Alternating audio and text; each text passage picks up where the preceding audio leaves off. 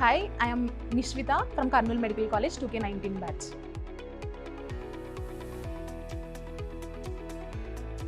అంటే వచ్చే ముందు చాలా భయపడ్డాము. అంటే మార్నింగ్ నుంచి నైట్ వరకు కూర్చోవాలి, చదువుకోవడానికి టైం ఉండదు, అసలు ఏం చెప్తారో తెలీదు, మనకు బేసిక్స్ తెలుసో తెలీదో మనకు అసలు తెలీదు, మనకు అసలు బేసిక్ ఉందా లేదా అనేది ఒక క్లారిటీ వచ్చేసింది. క్లారిటీ వచ్చిన తర్వాత ఓకే మనం కూర్చోగలము, మార్నింగ్ నుంచి ఈవినింగ్ వరకు.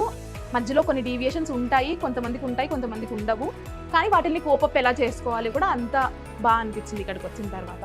మెడికల్ కాలేజెస్లో అంటే క్లాసెస్ బాగానే జరుగుతాయి, కానీ ఎవరు కాన్సన్ట్రేటెడ్గా వినరు, ఎవరో చాలామంది తక్కువ మంది వింటారు.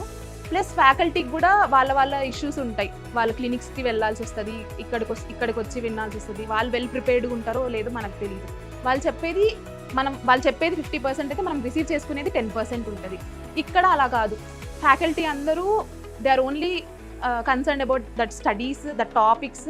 సో వాళ్ళు 100% ఇచ్చినప్పుడు అట్లీస్ట్ మనం 80% అన్నా తీసుకోగలం అన్నమాట. సో అది డిఫరెన్స్ అక్కడికి ఇక్కడికి. కాన్ఫిడెన్స్ లెవెల్ అయితే చాలా పెరిగింది. ముందు అసలు ఒక టాపిక్ అంటే అసలు అది ఏ సబ్జెక్ట్లోంచి, అంటే మెడిసిన్లో చాలా ఇంటిగ్రేషన్స్ ఉంటాయి కాబట్టి అది ఫార్మాలోంచా, మైక్రోలో ఉన్న ఫార్మా, అంటే మైక్రోలో కూడా కొంచెం ఫార్మా డ్రగ్స్ అవి ఉంటాయి, అదా లేకపోతే ప్యాథాలజీ నుంచి క్వశ్చనా, మెడిసిన్ నుంచి డైరెక్ట్ క్వశ్చన్ అనేది అసలు తెలిసేదే కాదు.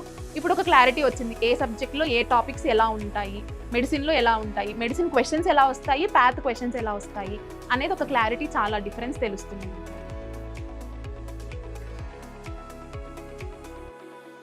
నా బెస్ట్ సజెషన్ అయితే don't wait for any exam. నీ ప్రిపరేషన్ అనేది as early as possible start చేసేసేయాలి. కొంతమంది ముందే స్టార్ట్ చేసి ఉంటారు, ఎంత స్టార్ట్ చేసినా ఒక ఎక్స్టర్నల్ ఎన్విరాన్మెంట్కి ఎక్స్పోజ్ అయ్యి ఎగ్జామ్స్ రాయడం అనేది కష్టము. ఇప్పుడు జూన్లో ఎగ్జామ్ ఉంది అంటే మేము ఆల్రెడీ మార్చ్లో స్టార్ట్ చేసాం కాబట్టి జూన్ వచ్చేపాటికి, జూలై వచ్చేపాటికి అయిపోయింది సిలబస్. వాళ్ళు ఒకవేళ జూన్ ఎగ్జామ్ అయినాక స్టార్ట్ చేస్తే వాళ్ళ సిలబస్ అయ్యేపాటికి నవంబర్, డిసెంబర్ అవుతుంది. నీకు ప్రిపరేషన్కి ఓన్లీ 6 months వస్తుంది. ఇప్పుడు మాకు ప్రిపరేషన్ 9 months ఉంది. That 3 months makes very much huge difference. Almost ఒక 1 revision అవుతుంది. సో ఎవరైనా జాయిన్ అవ్వాలి అనుకుంటే as early as possible internship అయిపోయిన వెంటనే జాయిన్ అయితేనే బెస్ట్. ఎగ్జామ్ కోసం వెయిట్ చేయాలి. మా కాలేజ్ వాళ్ళు ఆల్రెడీ చాలా బాగా చదువుకునే వాళ్ళే ఆల్మోస్ట్ అందరూ. Like they have their own way of study. కానీ ఒకవేళ మీ ఎవరికైనా నేను ఎలా చదువుకోవాలో నాకు తెలియట్లేదు అంటే best option Bhatia. You will be guided very well.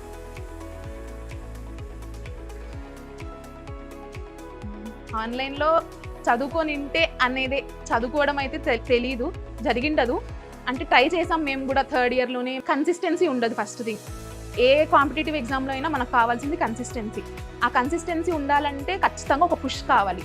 ఆ పుష్ మనకి క్రియేట్ అవ్వడం చాలా కష్టం.